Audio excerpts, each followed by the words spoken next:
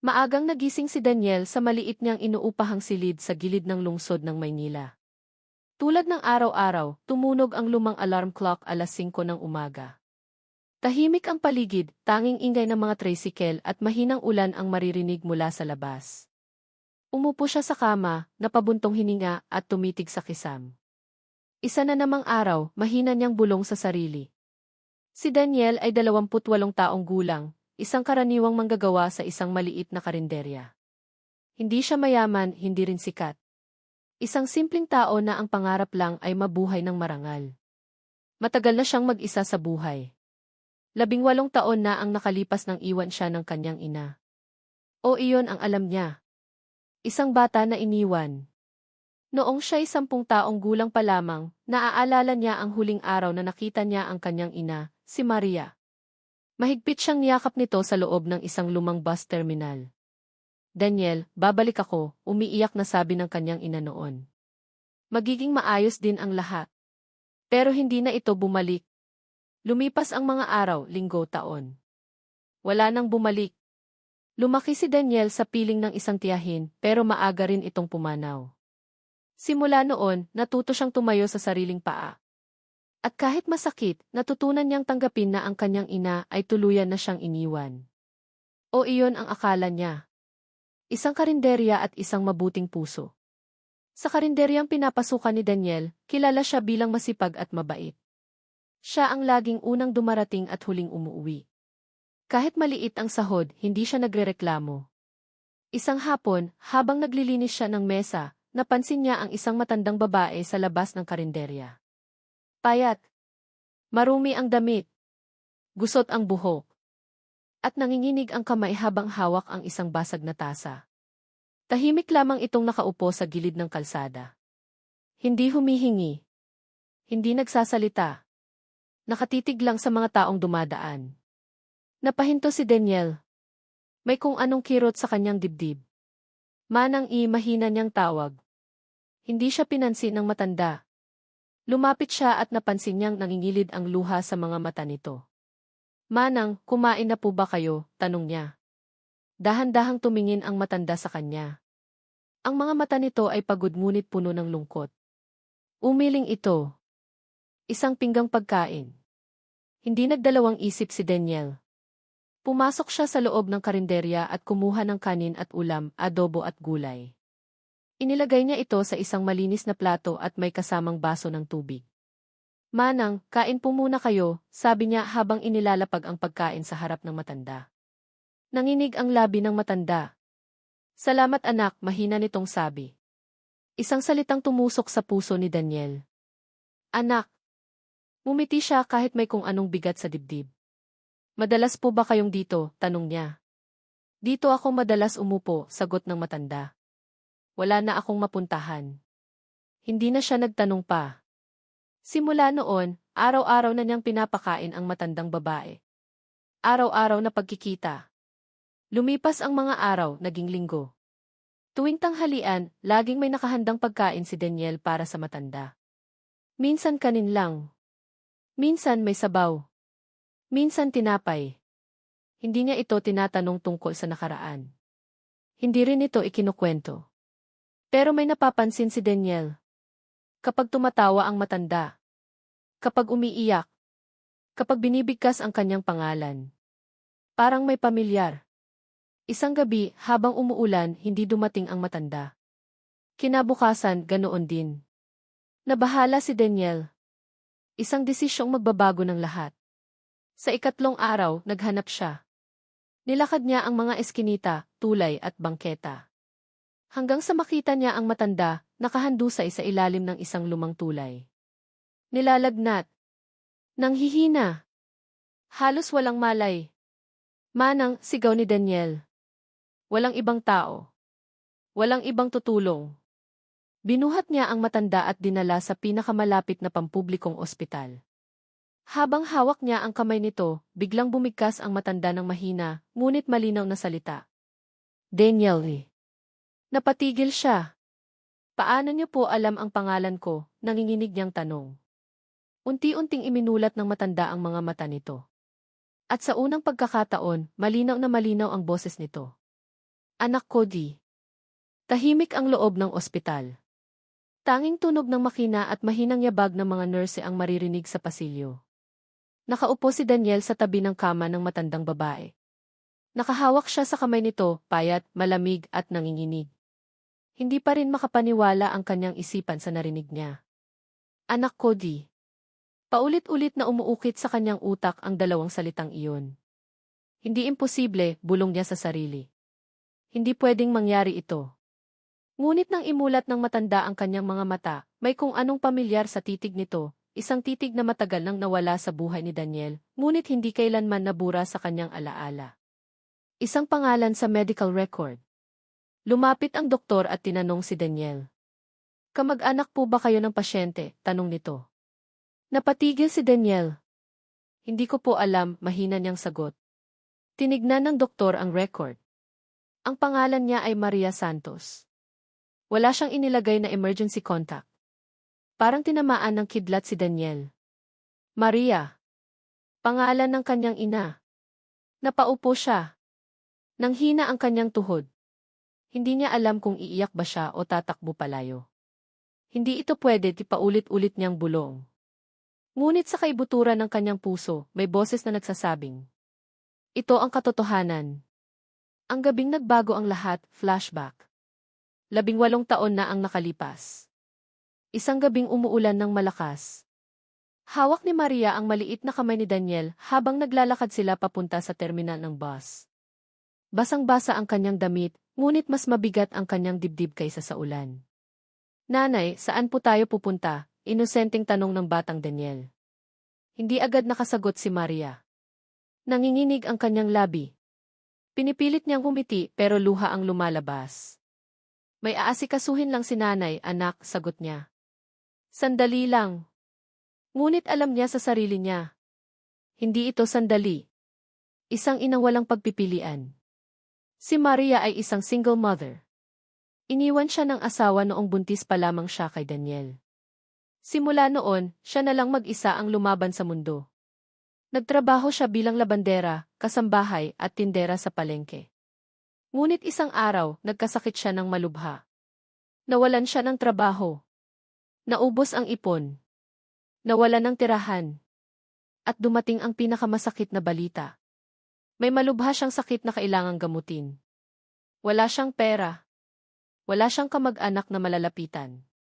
Wala siyang mapag-iwanan kay Daniel.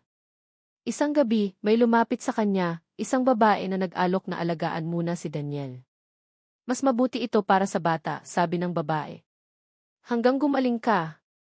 Ngunit alam ni Maria ang totoo. Baka hindi na siya gumaling. Baka hindi na siya makabalik. Ang huling yakap. Sa terminal ng bus, lumuhod si Maria sa harap ng kanyang anak. Daniel, makinig ka sa akin, umiiyak niyang sabi. Mahal na mahal ka ni nanay. Babalik po ba kayo? Tanong ng bata. Tumango si Maria, kahit alam niyang nagsisinungaling siya, hindi sa anak, kundi sa sarili. Babalik ako, sabi niya. Yumakap siya ng mahigpit, parang iyon na ang huli. At iyon nga ang huli. Ang buhay pagkatapos ng pagkawala. Matapos iwan si Daniel sa pangangalaga ng iba, bumagsak ang buhay ni Maria. Lumala ang kanyang sakit. Hindi na siya nakapagtrabaho. Unti-unti siyang napadpad sa lansangan. Wala siyang lakas para maghanap ng anak. Wala siyang mukha para bumalik. At bawat gabi, umiiyak siya sa konsensya. Patawad, anak, palagi niyang bulong sa hangin. Sa bawat batang nakikita niya sa lansangan, hinahanap niya ang mukha ni Daniel. Ang muling pagkikita na hindi sinadya. Lumipas ang maraming taon. Gotham. Pagod. Wala nang pag-asa. Isang araw, naupo siya sa gilid ng isang karinderya. Hindi siya humihingi ng limos. Gusto lang niyang umupo. At doon niya nakita ang isang binata, mabait ang mga mata, tahimik ang kilos. May kung anong tumibok sa kanyang puso. Nang marinig niya ang pangalan nitong Daniel, muntik na siyang mapaiyak. Ngunit natakot siya. Hindi ako karapat-dapat, sabi niya sa sarili. Iniwan ko siya. Kaya nanahimik siya. Tinanggap ang pagkain. Tinanggap ang kabutihan. Hanggang sa bumigay ang kanyang katawan. Ang katotohanang hindi na maitatago. Sa ospital, muling iminulat ni Maria ang kanyang mga mata. Nakita niya si Daniel, nakahawak sa kanyang kamay, umiiyak. Nanay ka ba talaga? Tanong ni Daniel, basag ang boses. Tumango si Maria. Anak, ako ang nanay mo. Bumuhos ang luha ni Daniel. Bakit mo ako iniwan? Sigaw niya. Alam mo ba kung gaano kasakit? Walang depensa si Maria. Patawad, anak, paulit-ulit niyang sabi. Lahat ng ginawa ko para sa'yo. Tahimik ang silid. Mabigat ang hangin. Isang katotohanang huli na, ngunit totoo. Isang sugatang puso.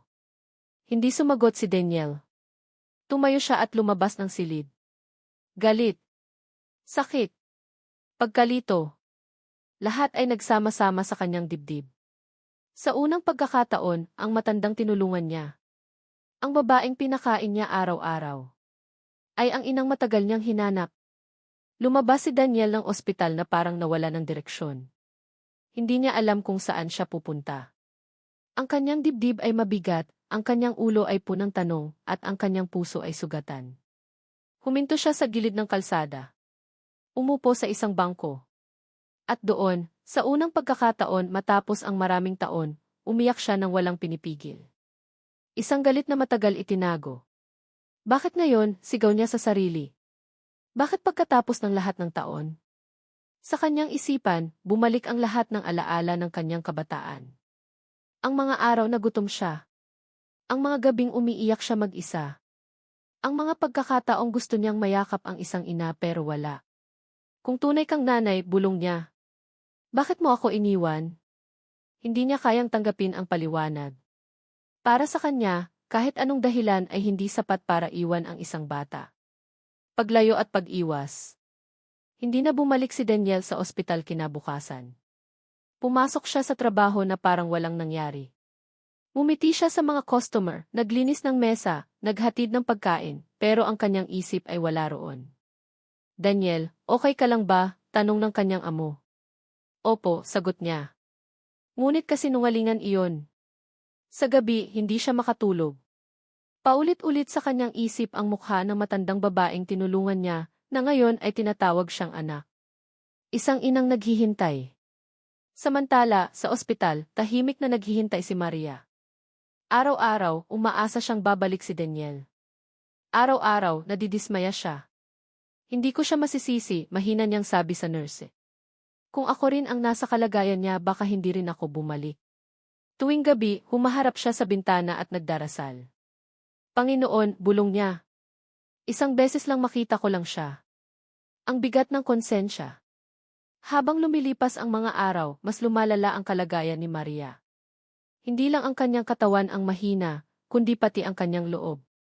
Naaalala niya ang bawat sandaling kasama niya si Daniel noong bata pa ito. Ang unang hakbang nito. Ang unang salita. Ang unang beses na tinawag siyang nanay.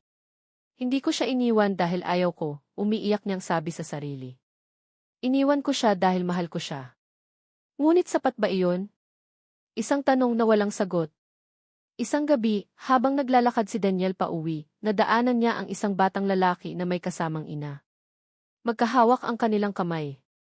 Tumatawa sila. Napahinto si Daniel. May kirot sa kanyang dibdib. Ganito rin sana kami, bulong niya. Sa unang pagkakataon, pumasok sa kanyang isip ang tanong na matagal niyang iniiwasan. May karapatan pa bang tawaging nanay ang isang inang umalis? Alaala ng kabutihan. Naalala niya kung paano siya pinakain ng kanyang ina, hindi bilang ina, kundi bilang isang matandang pulubi. Hindi siya hininga ng kapalit. Hindi siya nagpakilala. Tinanggap lang niya ang tulong. Kung masama siyang tao, bulong ni Daniel. Bakit siya ganito kabait? Isang hindi inaasahang balita. Kinabukasan, habang nasa trabaho si Daniel, may dumating na tawag mula sa ospital. Si Maria Santos po ba ang kakilala ninyo? Tanong ng doktor. Opo, sagot ni Daniel, nanginginig ang boses. Pakiusap po pumunta kayo rito agad. Kritikal na po ang kalagayan niya. Nabitiwan ni Daniel ang telepono. Pagtakbo pabalik sa ospital. Hindi na siya nag-isip. Tumakbo siya palabas ng karinderya. Hindi na niya inisip ang galit, ang sakit, ang mga tanong. Isang bagay lang ang malinaw sa kanyang isipan. Ayaw niyang mawala ang pagkakataon. Pagdating niya sa ospital, nakita niya si Maria, mahina, maputla, halos hindi na makagalaw. Lumapit siya sa kama. Nanay, mahina niyang sabi, hindi niya alam kung bakit iyon ang lumabas sa kanyang bibig. Dahan-dahang umiti si Maria. Tumulo ang luha sa kanyang mga mata. Salamat, bulong nito. Salamat, bumalik ka. Ang simula ng kapatawaran. Hindi agad nagsalita si Daniel. Umupo lang siya at hinawakan ang kamay ng kanyang ina. Hindi ko pa kayang magpatawad, sabi niya. Pero ayokong magsisi. Tumango si Maria. Sapat na iyon, anak. Sa sandaling iyon, unti-unting nabasag ang pader sa puso ni Daniel. Hindi pa ito ganap na kapatawaran. Ngunit ito ang simula. Isang mahabang gabi. Magdamag silang magkasama. Tahimik. Walang maraming salita. Ngunit sapat na ang presensya. Sa unang pagkakataon matapos ang 18 taon. Magkatabi silang natulog. Ina at anak. Tahimik ang silid ng ospital habang dahan-dahang pumapasok ang liwanag ng umaga. Nakaupo si Daniel sa tabi ng kama ni Maria, hawak ang kanyang kamay. Hindi na siya umalis magdamag. Kahit masakit ang likod niya at mabigat ang mga mata, hindi niya kayang iwan ang babaeng minsan niyang kinamuhian, at ngayon ay unti-unting muling tinatanggap bilang ina. Isang umagang may pag-asa. Dahan-dahang iminulat ni Maria ang kanyang mga mata. Napansin niya agad si Daniel. Nandito ka pa rin, mahina niyang sabi, may ngiti sa labi. Tumango si Daniel. Opo. Isang simpleng sagot pero punang kahulugan. Noon, isang sagot na hindi niya kailanman naibigay. Dumating ang doktor at ipinaliwanag na bahagyang bumuti ang kondisyon ni Maria. Kailangan niya ng pahinga, tamang gamot, at, higit sa lahat, isang taong mag-aalaga sa kanya. Tumingin ang doktor kay Daniel. Kayo po ba ang kasama niya? Sandaling nag-alinlangan si Daniel bago siya tumango. Opo, sagot niya. Ako po ang anak niya. Mga araw ng paggaling. Lumipas ang mga araw sa ospital na parang mabagal na agos ng ilog. Araw-araw, may maliit na pagbabago sa kalagayan ni Maria, minsan may lakas, minsan mahina. Ngunit isang bagay ang hindi nagbago, nandoon si Daniel. Pinapakain niya ito. Tinutulungan siyang umupo. Kinakausap niya ito kahit hindi palaging sumasagot. Hindi nila madalas pag-usapan ang nakaraan. Pareho silang natatakot na muling mabuksan ang mga sugat. Ngunit sa katahimikan, may unti-unting nabubuong tiwala. Isang inang natutong maghintay. Hindi nagmamadali si Maria. Alam niyang wala siyang karapatang humingi ng lubos na pagmamahal. Para sa kanya, sapat na ang presensya ni Daniel. Salamat, anak, madalas niyang sabihin. Kahit ito lang sapat na. Sa bawat anak na binibigkas niya, bahagyang nanginginig ang boses niya, takot na baka isang araw, bigla itong mawala. Paglabas ng ospital. Dumating ang araw na pinayagan ng umuwi si Maria. Ngunit may tanong na bumabagabag kay Daniel. Saan siya titira? Wala nang bahay si Maria. Wala nang kamag-anak. Wala nang ibang mapupuntahan. Tahimik na nag-isip si Daniel buong gabi. Sa huli, huminga siya ng malalim. Sa akin ka muna titira, sabi niya. Nanlaki ang mga mata ni Maria. Sigurado ka ba, anak? Hindi agad sumagot si Daniel. Opo, susubukan natin. Isang maliit na tahanan, isang malaking hamon. Maliit lang ang inuupahang silid ni Daniel. Isang kama, isang mesa, at isang maliit na lutuan. Ngunit iyon lang ang meron siya. Sa unang gabi nila roon, tahimik ang dalawa. Hindi nila alam kung paano kikilos bilang mag-ina matapos ang napakahabang panahon ng pagkakahiwalay. Si Maria ay nahihiya. Si Daniel ay naiilang. Parang dalawang estrangherong pinagsama ng kapalaran. Mga simpleng sandali. Unti-unting nasanay ang dalawa. Nagluluto si Daniel. Naghuhugas ng pinggan si Maria kahit mahina pa. Nagkukwentuhan sila tungkol sa simpleng bagay, panahon, pagkain, kapitbahay. Isang araw, habang kumakain sila, biglang nagsalita si Maria. Masarap ang luto mo, sabi niya. Ngumiti si Daniel. Natuto lang po. Isang simpleng palitan pero sa puso ni Daniel may init na hindi niya inaasahan. Mga gabing puno ng alaala. Hindi lahat ay madali. May mga gabing bigla na lang magigising si Daniel, pawis na pawis, dala ang bangungot ng pagkabata, ang pakiramdam ng pag-iisa. May mga gabing umiiyak si Maria ng tahimik, iniisip kung paano niya nasaktan ang sariling anak. Ngunit sa bawat gabi, natutunan nilang manatili kahit masakit. Ang mahirap na pagtatanong. Isang gabi, hindi na napigilan ni Daniel. Nanay, sabi niya. Kung may pagkakataon ka, ulitin mo ba ang lahat? Nanahimik si Maria. Matagal. Hindi, sagot niya sa wakas. Kung may lakas lang ako noon, hindi kita iiwan. Tumango si Daniel. Hindi pa rin sapat ang sagot, pero totoo. Ang unti-unting pagbuo ng pamilya. Dahan-dahan, nagsimula silang kumilos bilang mag-ina. Sabay silang kumain. Sabay silang manalangin. Sabay silang humarap sa umaga. Hindi perpekto. Hindi buo. Pero totoo. Natutunan ni Daniel na ang pamilya ay hindi lang dugo, ito ay pagpili araw-araw. At natutunan ni Maria na ang pagmamahal ay minsang kailangang maghintay, kahit masakit. Isang tanong na may sagot. Paano bumuo ng pamilya mula sa basag na puso? Hindi sa isang araw. Hindi sa isang sorry. Kundi sa bawat munting hakbang ng pag-unawa, pagtitiis at presensya. Sa dulo ng araw, magkatabi silang umupo sa maliit na silid, pagod pero magkasama. Mula nang makabalik sa kanilang maliit na tahanan, hindi pa rin nawawala ang takot at pangamba sa puso ni Daniel. Kahit na unti-unti niyang tinanggap si Maria bilang kanyang ina, may mga sandaling bumabalik ang mga alaala ng pagkabata, ang panahong iniwan siya at ang mga gabing nag-iisa siya sa dilim. Ngunit sa huli, isang bagay lang ang malinaw, hindi na niya pwedeng baguhin ang nakaraan. Ang tanging magagawa niya ngayon ay harapin ang hinaharap kasama ang ina na muling bumalik sa buhay niya.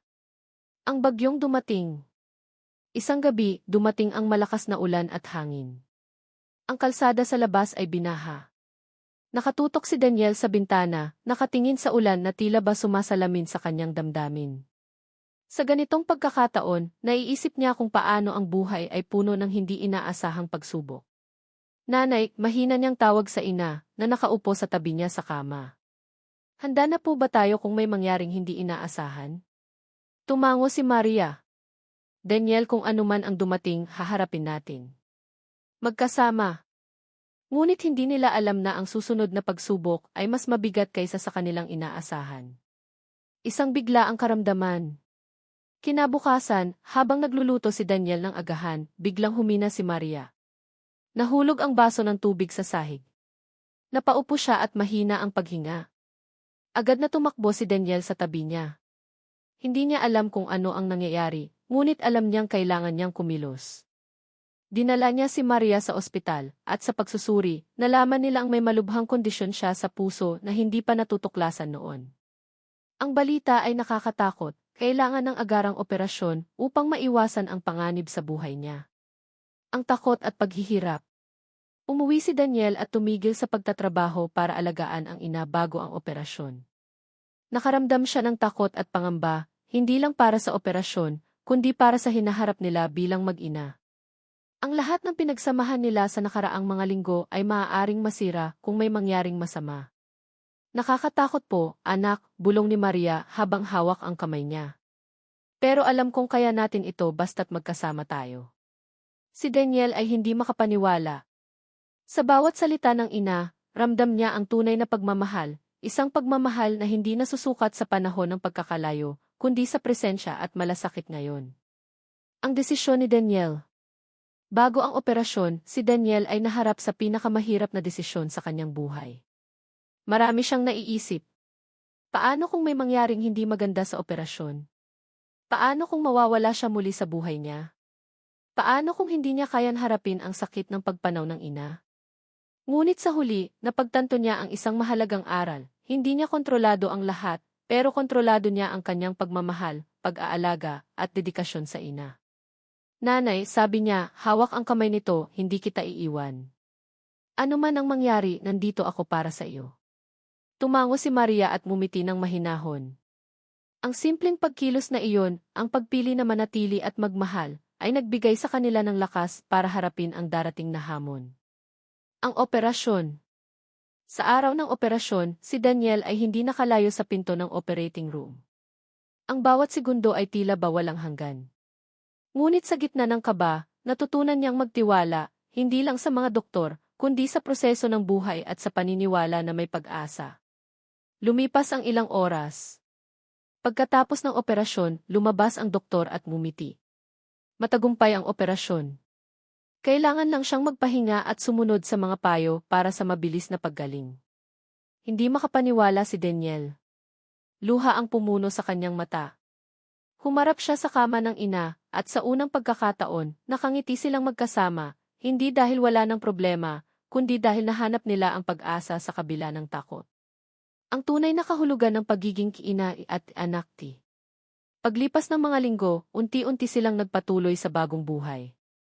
Si Maria ay gumaling at si Daniel ay natutunan ang kahalagahan ng pasensya, pagmamahal at pagtitiis.